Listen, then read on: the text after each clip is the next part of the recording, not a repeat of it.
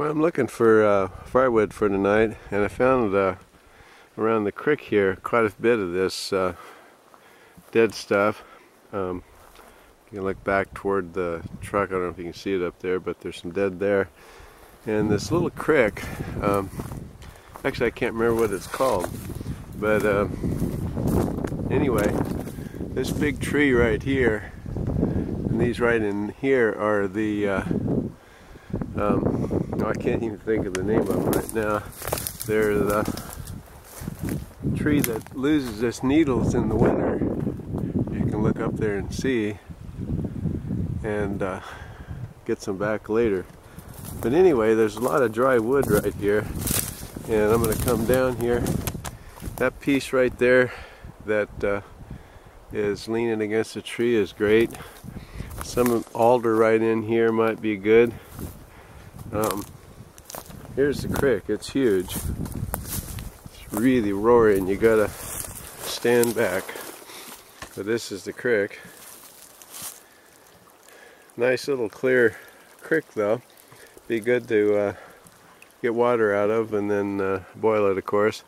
But all this maze of limbs and stuff falling down right in through here is a lot of good dead stuff that I think I can use for firewood. I brought some of my own, but I wanted to make a long fire, so I wanted some longer poles that would work better. But this is the edge of a burned area too. I've camped here once before with our meetup group, and that's the only time. I haven't soloed here yet, but tonight is it. It's supposed to be down in the 20s, not too bad, but as you can see, I prepared really well for a real cold night. But anyway, I'm gonna have fun investigating and getting some dry wood up to the camp, and I'll catch you later.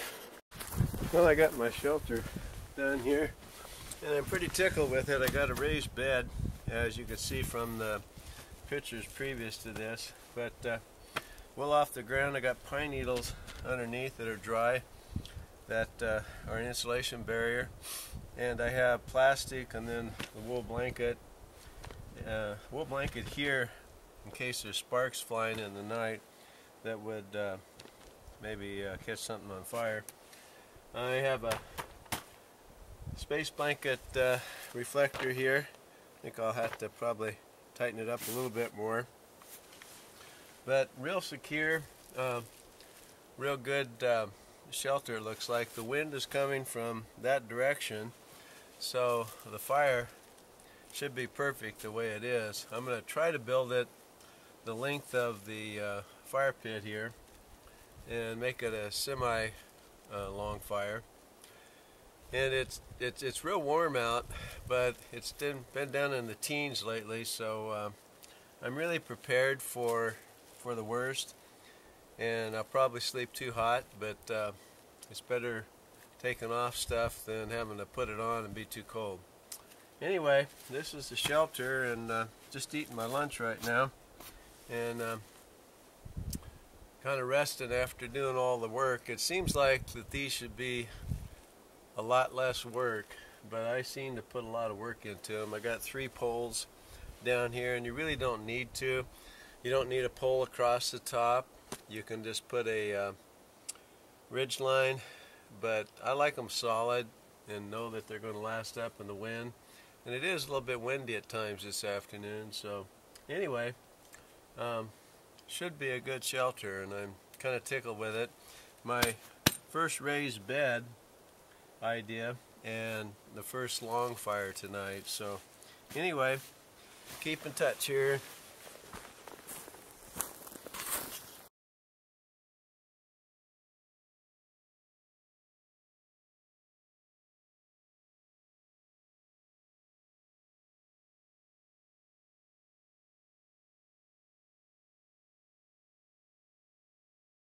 Well, I got a cup of coffee made and got everything ready for this evening, so that have a good fire and supper and everything. But kind of relaxing now. It's kind of nice. It's kind of the mid time of the evening. We're here quite a while before dark, but still not too long, around 4:30. That's hot. But let me show you the camp setup a little bit. I really like it. Of course, I got the shelter and everything here. But over there, that tripod is actually a table where I can put a bag or a cup of coffee or whatever there. And then got my fire reflector here. And I made it the length of the bed of fire that I'm going to have later. I'm going to start out with just regular fire, and then I'm going to put these pieces over here, these longer pieces that I cut, and I'll do that more later in the evening after I got a good bed of coals going in there first. But all ready, and I think my fire is about the right closeness to the bed and everything. I'll take you behind the shelter here. I have it pretty simple. I have a log back here that that's tucked under, and then I have a line that pulls out and hooks up there so that makes more room inside. But there's a mountain over here, but I always like to show mountains and never can have people see them. But right where the sun's shining, of course, up through there is Mount Jefferson, and you can see all this burn area behind me here that the fire went through a few years ago. But here's my fancy table. I couldn't find any really good flat stuff, but it'll work. And then the opening over here, we had a teepee set up over here before in that meadow there, and the creek is down beyond there. But kind of a scraggly looking area right here, but I really like it. It's out of the way, but not too far off the road. There's Brush Creek down there, where the tree line way down there is. And then where I was at earlier, there's another creek down at that brush line. So I'm kind of in between two creeks. So I got plenty of water, and I found plenty of wood as well. So I'm pretty set. Now this is Brush Creek itself. And nice deep hole right here, good place to get water. Imagine the deer come right in here too. A lot of different plants around here. Ponderosa pine, Douglas fir. There's larch across right over there that you can't see. I don't see any fish in the creek here. This all goes down toward the Metolius River. But nice little creek. Pretty good size in places.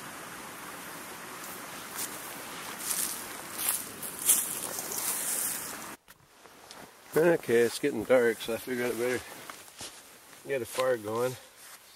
I got this Essie steel here. It has an indentation on one side for bow drill, and you can strike fire steel or the flint and steel like I'm doing here, the flint.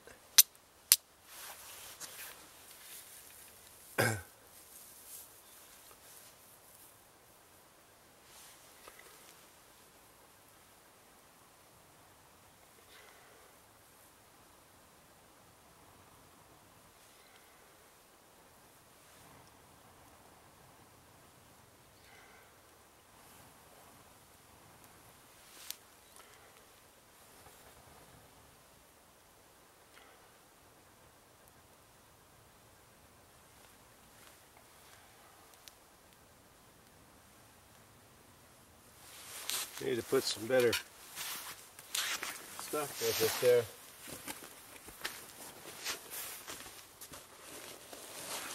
and have a good tinder bundle.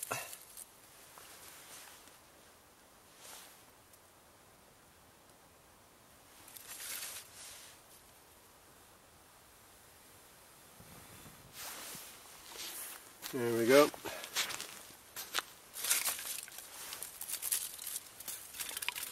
I got some curls added to it there if you didn't see that. It's dark here.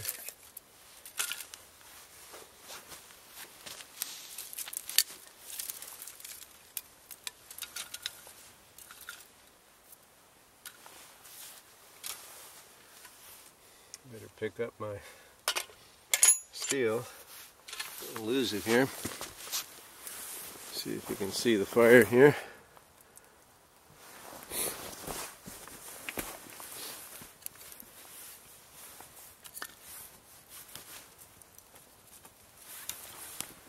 So my plan tonight is to get a fire going here good and then spread it out so it's the length of my reflector here, and have about a 5-foot length of fire,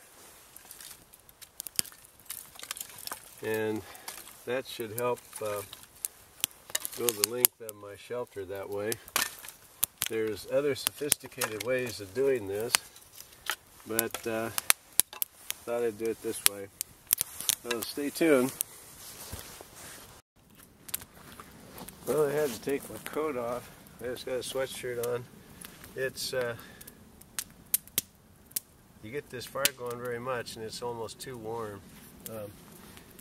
Now I'm not worried so much about getting cold, but getting too warm and getting roasted out of here.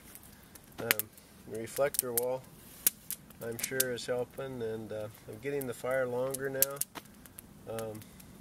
but boy, it's warm right here. I can't set out here very well without getting a little bit too warm, so that's a plus, and it's working though. That's the good part.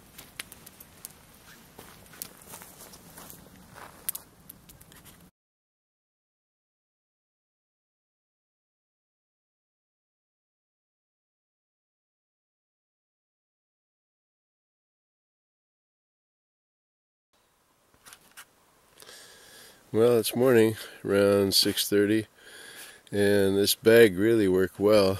The fire went out about 3 o'clock, and it did its job though. The sun's coming up over there. I pull my truck up closer up here, but the sun's coming up over there. Here's what it looked like inside here. Everything worked out really well. The bed is really nice. Heard some wild dogs barking. They were a little different from the coyotes, I think. So I got my trusty 44 here, and have it available just in case. But gotta stay in bed for just a little bit longer and get the fire going in a few minutes.